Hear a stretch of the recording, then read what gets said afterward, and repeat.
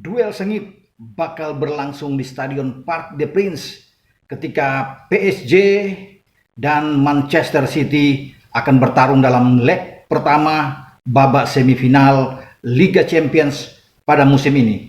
Siapakah yang akan memenangkan duel ini? Kita akan bahas dalam perbincangan kali ini.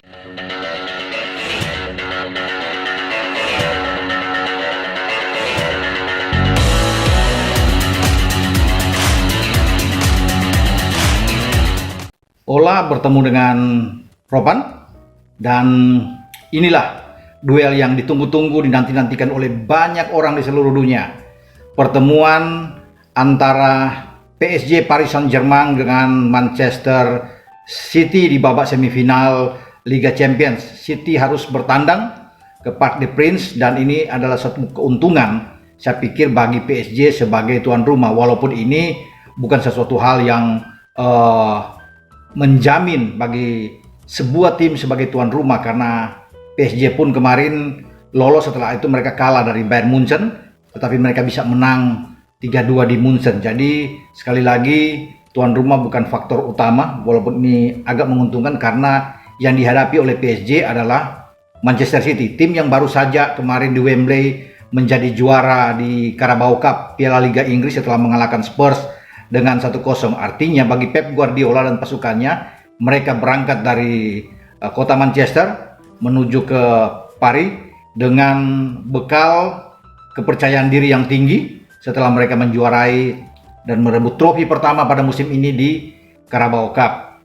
Sementara bagi PSG, mereka juga dalam motivasi tinggi, walaupun di klasemen Ligue 1 atau di Liga Prancis mereka turun ya di posisi kedua dengan tertinggal 1 poin di belakang Lille, tapi Sabtu kemarin mereka bisa mengalahkan Metz dengan 3-1. Namun kemenangan itu harus dibayar mahal karena bintang mereka yang sudah mencetak 8 gol di UCL musim ini, yaitu Kylian Mbappe, bermasalah, agak cedera, terganggu karena ada benturan paha dengan pemain Metz, dan diragukan dia bisa tampil di leg pertama menghadapi Manchester City. Tapi banyak penggemar PSG tentunya berharap bahwa ada pemulihan di saat-saat terakhir ya, karena kedua tim ini akan bermain pada Rabu waktu setempat atau Kamis pagi dini hari ya, waktu Indonesia bagian barat.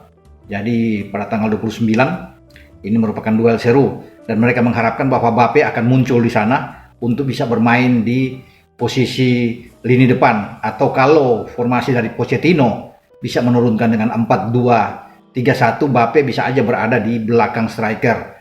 Entah Poche memainkan Moise Kean atau Mauro Icardi yang dalam 2 pertandingan Ligue 1 kemarin terus mencetak gol ya, dalam 2 laga terakhir, dan bisa saja Icardi bisa dimainkan dan Mbappe agak berdiri di belakang bersama dengan Neymar dan tentunya Angel Di Maria ya. Tetapi kalau mereka bermain dengan 4-3-3, kemungkinan Mbappe, Neymar dan Angel Di Maria ada di depan.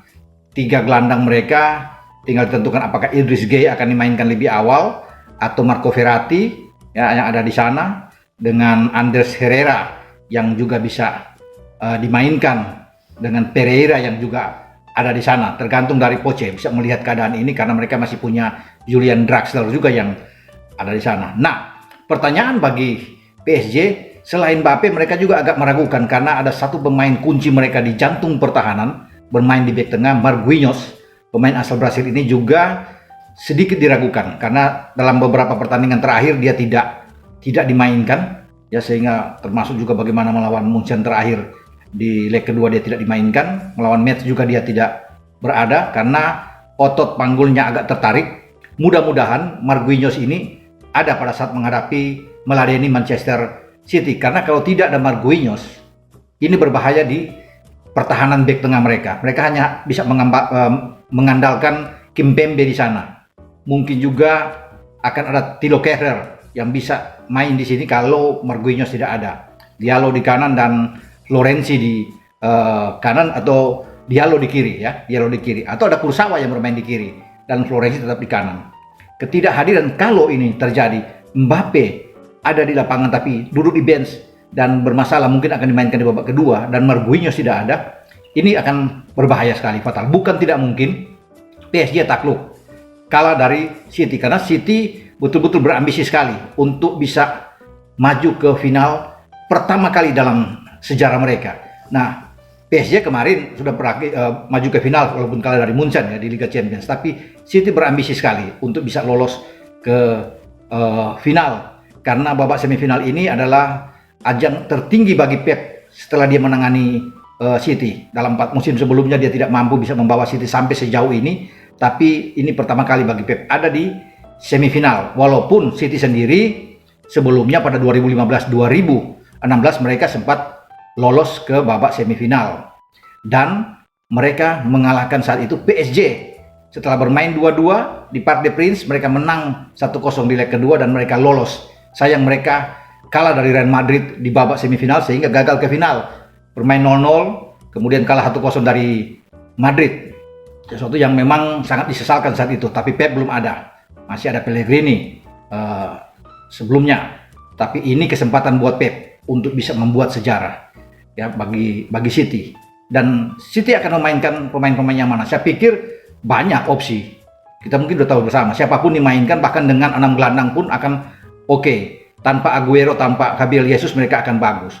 Ada Kevin De Bruyne, ya, Rodri dan Gundogan bermain di tengah. Di depan bisa aja Phil Foden, Mahrez dan Bernardo Silva, dengan sementara membangku cadangan Raheem Sterling. Itu bisa menjadi opsi terbaik dengan 6 gelandang.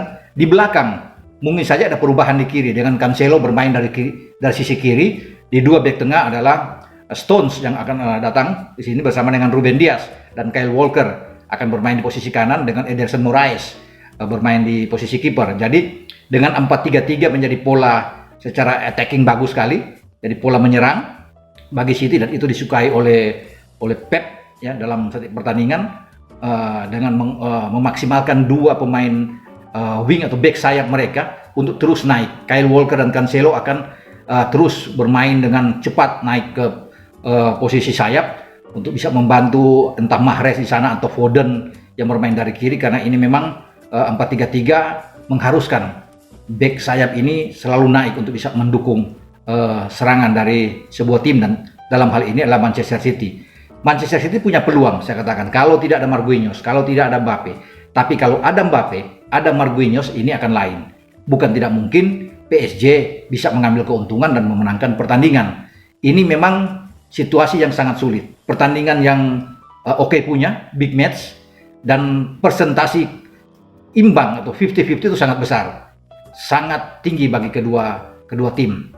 Jadi, siapapun yang mencetak gol, entah PSG lebih awal ataupun City, kemungkinan menang sangat tinggi. Karena posisi kedua tim ini sulit untuk kita bisa prediksi akan terjadi banyak gol. Ya, walaupun kemungkinan itu terbuka karena dua tim bermain dengan pemain-pemain tipikal menyerang yang sangat bagus, tetapi pertahanan City sangat kuat ya. Sejauh ini baru 3 kebobolan.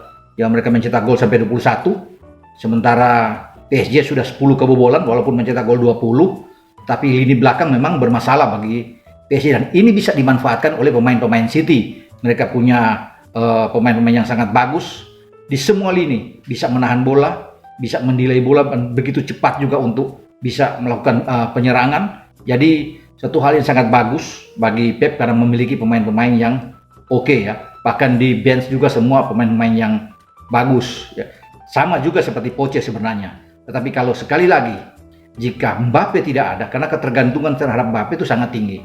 Walaupun ada Neymar di sana, ini akan sulit. Tetapi kalau Mbappe ada, situasi akan lain. Dan tentunya lini belakang. Dengan tidak adanya Marquinhos, saya pikir walaupun ada Mbappe pun di depan, tapi Marquinhos tidak ada, hanya akan membuat Kimpembe akan bekerja dengan sangat keras untuk bisa membendung serangan-serangan yang mengalir dengan begitu bergelombang dari pemain-pemain City. Nah, kita akan lihat nantinya siapa yang akan mencetak gol lebih awal. Jika City mencetak gol, ini berbahaya. Sama seperti kemarin di Piala Liga, ketika dia membuat gol lewat Laporte, mereka selesai itu bisa menjadi juara menghadapi Spurs. Dan bagaimana City juga punya kemungkinan walaupun mereka tertinggal, tapi mental mereka yang kuat untuk terus memburu keadaan, membalikkan keadaan juga sangat bagus. Tetapi leg pertama ini harus dimanfaatkan oleh PSG. Mereka tidak boleh main imbang, apalagi mereka kalah. Sulit untuk bisa memenangkan pertandingan saat mereka datang ke Etihad pada minggu depan. Jadi kemenangan menjadi harga mati buat PSG. Tetapi bagi Pep, mencuri kemenangan juga itu menjadi opsi terbesar bagi Pep. Apalagi mereka bermain imbang juga cukup bagus.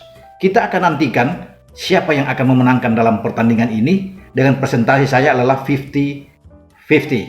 Oke, sampai di sini dulu pembicaraan tentang leg pertama babak semifinal UCL, dan kita akan berjumpa dalam pembicaraan selanjutnya. Anda jangan lupa untuk like dan subscribe, share channel YouTube Bung Ropan kemanapun. Oke, ciao.